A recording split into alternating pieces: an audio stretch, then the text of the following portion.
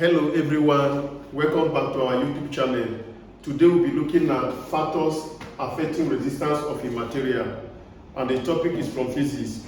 Factors affecting resistance of a material. Now, there are four basic factors that affect the resistance of a material. Four basic. The first factors affecting resistance of a material, number one, is length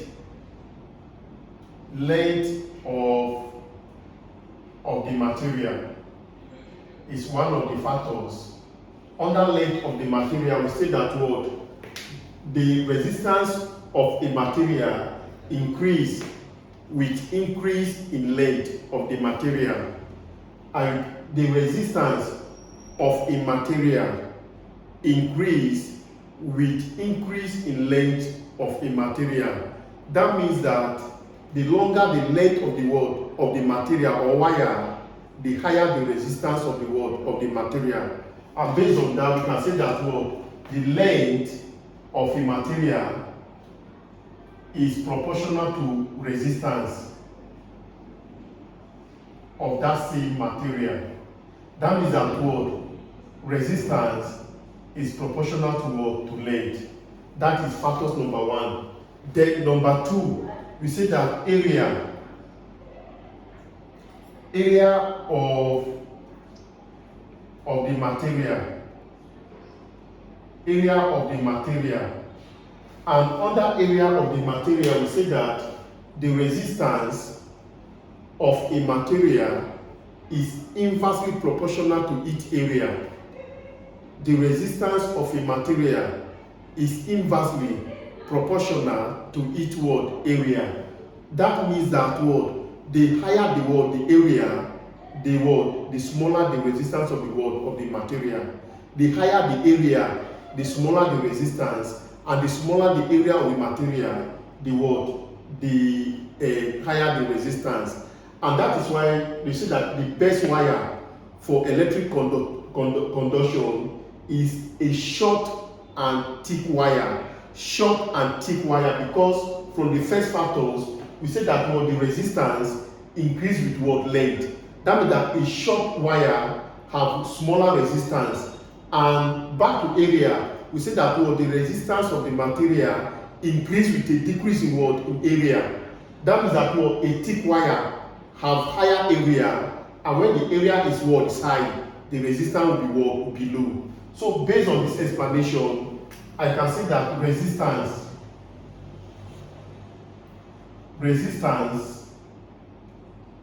is inversely means 1 over area. That means resistance is proportional to 1 over area of the material, which is another factors. Then the third factors that affect the resistance of the material, factors number 3, is temperature. Temperature is another factor. Under temperature, we say that the resistance of the material increase with increase in temperature. That means that when the temperature is high, the resistance of the material will be very high. And that is why a metal that can conduct electricity readily, if you heat it to a very high temperature, it will lose its ability to conduct electricity, and will become like and will act like insulator. So every material have a certain degree of temperature which they can conduct electricity. Heating the material beyond that temperature, they cannot conduct electricity again. Why? Because its resistance increase with temperature. And then the fourth factors that affect the resistance of the material is nature or type of the material. Nature or type of the material. Then under nature or type, we have two types of material. We have some that can conduct electricity, while others that cannot conduct electricity. Any material that can conduct electricity have low electric resistance, and we call them a conductor. They allow the passage of electricity to pass, allow the passage of electricity through them. While a material that cannot conduct electricity are called what? Insulator. Insulator. And they have what? High electric resistance. So under the word, this type you have what? Insulator, which does not allow current to flow through them, and a conductor which allow current to flow through them. A conductor have low electric resistance, while insulator have what? Have high electric resistance. But under this topic, our attention will be on the what? On the first two factors, which is what? Length and what? And area of the what? Material. Length and area of the material. For length, we say that what? The length of the material is proportional to the resistance, while the resistance of the material is inversely proportional to its area. Like I said that our attention will be on the first two factors, which is length and area. The first factor, we say that resistance is proportional to length. And the second one, we say resistance is inversely proportional to area. Combining the two factors, we say that resistance is proportional to length of the material and inversely proportional to area of that material. So resolve this, resistance is proportional to length over what? Area. That is length times 1 is length. L times 1 is L over E. Then we resolve this to change the sign of proportion to a sign of equal to. We multiply a constant to the right hand side of the equation, and the constant is ρ.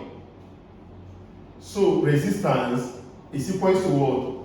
Resistivity over what? Over area. Combining, we have this formula. Resolve this or cross multiply.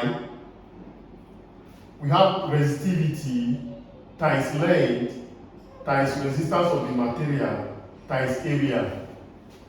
So the resistivity here, divide both sides by L, is equal to resistance of the material times area over what? Over L, where this simple constant equals to what? Resistivity.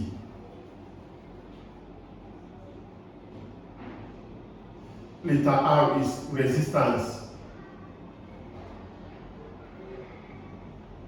and A is area, while L is equal to length of the material.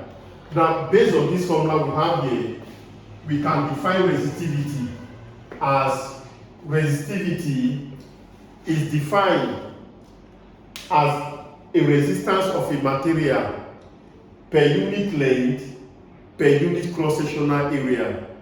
Resistivity is defined as the resistance of a material per unit length per unit cross-sectional area. So based on this, the SI unit of resistivity is ohms meter. The SI unit of resistivity is ohm meter. Why do we have ohms meter as SI unit of resistivity? The resistance here is measured in ohms. The area here is meter square, while the length of the material is measured in what? In meter. So meter cancel one of the meter. What remains is what? Is ohms meter. That is why the SI unit of resistivity is ohms meter. So from the formula we have of resistivity of a material, we can use that formula to solve this particular equation.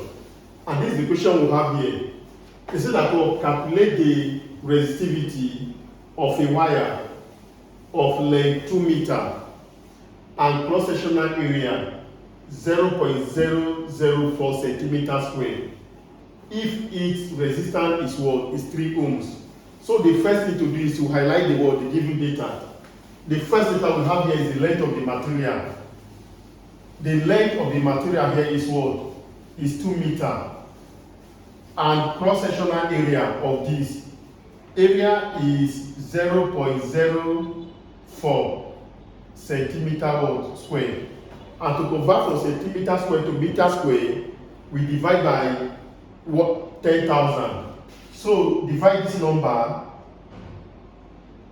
by 10,000, we convert it from centimeter square to meter square. which will give us 4 times 10 to the power of minus 6 meter square. Then the resistance of that material is equal to 3 ohms. What are we looking for? We are asked to calculate the resistivity of the material, and this is the symbol for resistivity. We don't know it. From the formula we say that resistivity is equal to resistance of the material multiplied by the area of the material divided by the length of that material. So substitute all the data we have here into this equation. We have resistivity as what? Resistance to the 3 multiplied by area, which is 4 times 10 to the power of minus 6 divided by the length, which is what? 2.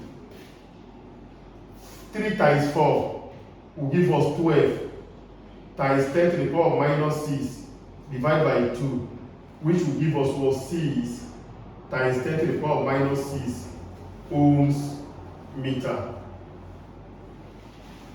With this, we are done with this example, and I believe that this example will go a long way to help you solve equations that involve resistivities of the material. Thank you.